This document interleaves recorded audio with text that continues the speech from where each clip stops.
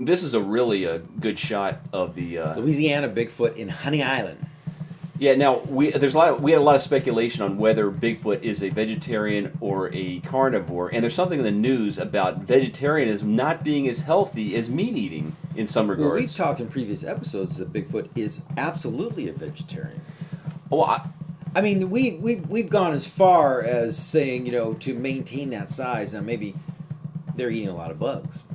yeah, that's true. But there's no doubt about it that they don't have access a lot of times to meat. They're not ripping open elks, and I mean, some people have speculated or said that they've seen them pick up a deer over their head and smash it to the ground or rip out its spine and stuff like that. But let's be realistic. They are probably mainly vegetarians, but they're saying that vegetarians have a higher risk of Health problems. like mental disorders and cancer and Now that heart problems. That brings me back to a very important point that we talked about in a previous episode, where the porcupine is yielding this Bezoar stone, which in ancient Chinese medicine has extreme health properties. And I mean, how else would they be able to maintain their health? Think about that.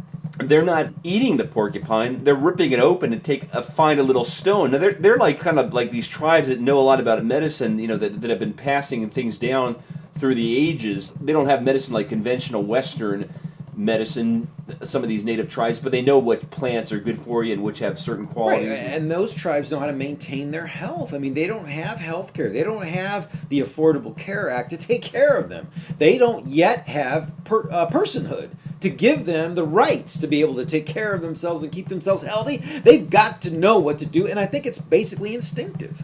Yeah, I think it is instinctive, and probably a lot of trial and error. Like, for example, there in Louisiana, they actually have some tree. I mentioned in another episode. I can't remember what it was. Where they derived aspirin. Yeah, Correct? it's where Bayer aspirin got its recipe from the Indians in the area in Louisiana who had, I don't know, it was the leaves or the bark or something to do with that tree that they derived aspirin from, but Bayer bought the formula off of the Indians. And that goes right to the point of man encroaching on these forests all over the world, deforestation, and taking away these areas. It takes away our natural ability for healing. Yeah, and you don't know how many different cures and things, and that because all those plants are medicine just already out there. You don't have to put molecules together and create a different type of drug. It's already out there, and a lot of times you can tweak what's already out there to make it even better. But when you burn down massive areas of rainforest, you're killing all that. I have to say one thing. That is the foundation of civilization. What is? The medicinal plants. Every culture has its medicine people, and I think Bigfoot's no different. Bigfoot knows instinctively to shred open a porcupine and look for a certain mineral that's within like a stone or something. It's called the Bezoar stone. The Bezoar stone, when it is ancient Chinese medicine, has a great magical powers.